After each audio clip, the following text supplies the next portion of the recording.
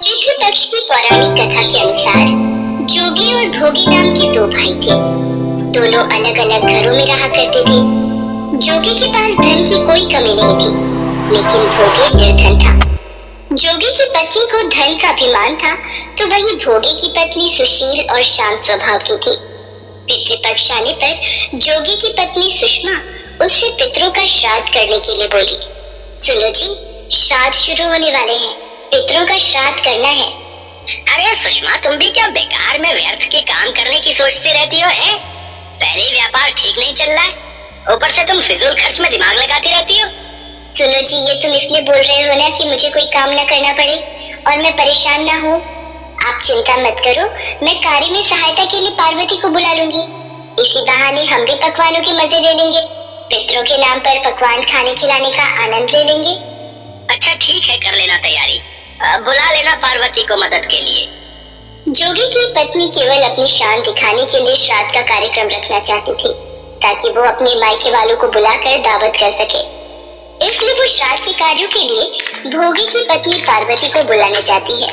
पार्वती, कल मैं पितरों का श्राद्ध कर रही हूँ, तो तुम सुबह जरा मेरी मदद के लिए आ जाना।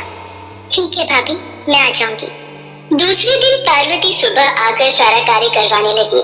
पार्वती ने अनेक पकवान बनाए, फिर सभी काम निपटाने के बाद अपने घर वापस आ गई, क्योंकि उसे भी पितरों का तर्पण करना था। आ गई, बस काम करवा लिया होगा भाभी ने, और पकवानों को खाने के मजे मायके वालों के साथ उड़ाएगी। कोई बात नहीं जी, और फिर मैंने भाभी की मदद पितरों के लिए भोजन बनाने में की है, इससे मुझे दिल से सुकून मिला है। पार्वती, मेरी गरीबी और बदनसीबी की वजह से हमारे घर में तो पितरों को खिलाने के लिए कुछ भी नहीं है। कोई बात नहीं, आप अगियारी देकर पितरों के समक्ष हाथ जोड़कर पूजा कर लो। हमारे पितृ श्रद्धा भाव के भूखे हैं, वो हमारी गरीबी के हालात देखकर समझ जाएंगे। जब पितर भूमि पर उतरे वे पहले जोगी के यहाँ गए। अरे, ये सुषमा तो अपने मायके वालों की खातिर में ही लगी हुई है, सिर्फ दिखावे के लिए ही श्राद्ध किया है शायद। जोगी को भी देखो, बिना हमें अर्पण किए सबको खाने और खिलाने में लग गया। ये देखकर मेरा मन बहुत दुखी है। सुषमा और जोगी के घर ये सब देखकर पितृ बहुत निराश हुए।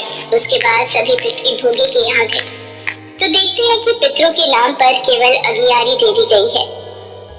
हमारे गरीब बेटा बहू ने कितनी श्रद्धा भाव से पूजा की है और अग्यारी दी है। कोई बात नहीं, हम इस अग्यारी की राख ही चाट लेते हैं। हमारे बच्चों ने हमारे लिए मन से पूजा की है, और पार्वती ने तो सुषमा के घर भी पूरे पकवान बनाकर भलाई ही की है। पितर अगियारी की राख चाटते हैं और भूखे ही नदी के तट पर पहुंच जाते हैं। कुछ ही देर में सारे पितर अपने अपने यहाँ का श्राद्ध ग्रहण करके इकट्ठे हो जाते हैं। अरे, आज तो मेरी संतान ने भोजन खिलाकर तृप्त कर दिया। सारे पितर बताने लगे कि उनकी संतानों ने किस किस तरह से उनके लिए श्राद्धों के पकवान बनाए। जोगी भोगी के पितरों ने भी अपना सारा कुछ बताया। अगर भोगे निर्धन न होता और श्राद्ध करने में समर्थ होता तो शायद हमें भूखा वापस नहीं आना पड़ता, क्योंकि भोगे के घर में तो खाने के लिए भी 2 वक्त की रोटी नहीं थी। वो हमें क्या खिलाता? ये सारी बातें सोचकर पितरों को भोगे पर दया आ गई। अचानक से वे नाच नाच कर गाने लगे कि भोगे के घर धन हो जाए, भोगे के घर धन हो जाए। शाम का समय हो चला था, लेकिन भोगी के घर में खाने को कुछ भी नहीं था। उसके बच्चे भूखे थे। बेटे सोनू ने पार्वती से कहा, माँ, बहुत भूख लगी है। माँ, मुझे भी कुछ खाने को दो ना माँ, आज आपने कुछ भी नहीं दिया। क्या करूं, कहाँ से लाऊं भोजन? मुझे नहीं समझ आ रहा तुम दोनों को क्या दूं। जाओ, आंगन में वो बर्तन रखा है, उसे उलट कर देख लो, कुछ मिल जाए तो आपस में बांट कर खा लो।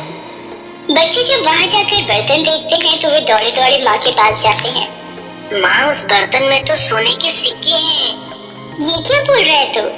माँ, भैया सच बोल रहे हैं, उस बर्तन में सोने के सिक्के भरे हुए हैं। पार्वती आंगन में आकर देखती है, बर्तन में सोने के सिक्के चमक रहे होते हैं। पार्वती के आश्चर्य का ठिकाना नहीं रहता। क्या हुआ पार्वती? अरे, ये सोने के सिक्के इस बर्तन में?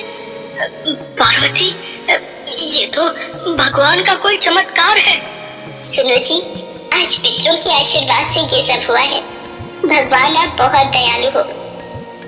इस तरह पितरों के आशीर्वाद से भोगे भी धन धान्य से परिपूर्ण हो जाता है, लेकिन वो इस बात का बिल्कुल अहंकार नहीं करता है और अगले बरस पूरी श्रद्धा के साथ भोगे और पार्वती अपने पितरों का श्राद्ध करते हैं। जेठ जेठानी को बुलाकर सम्मान के साथ सोने और चांदी के बर्तनों में भोजन कराते हैं। इससे उनके पितर बहुत प्रसन्न होते हैं। पितर बहुत दयालु होते हैं। संतान के द्वारा श्राद्ध कर्म और पिंडदान आदि करने पर उन्हें तृप्ति मिलती है और वे अपनी संतानों को धन धान्य और खुश रहने का आशीर्वाद। पितरों का श्राद्ध विधि पूर्वक किया जाए तो पितरों की कृपा सदैव परिवार पर बनी रहती है।